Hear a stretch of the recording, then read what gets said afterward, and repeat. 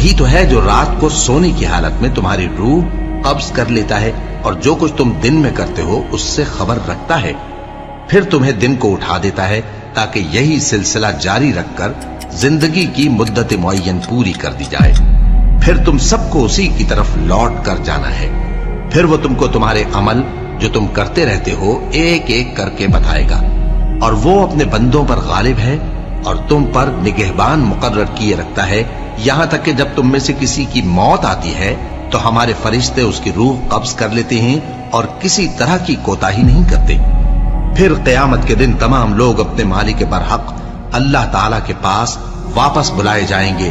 सुन लो कि हुक्म उसी का है और वो निहायत जल्द हिसाब लेने वाला है।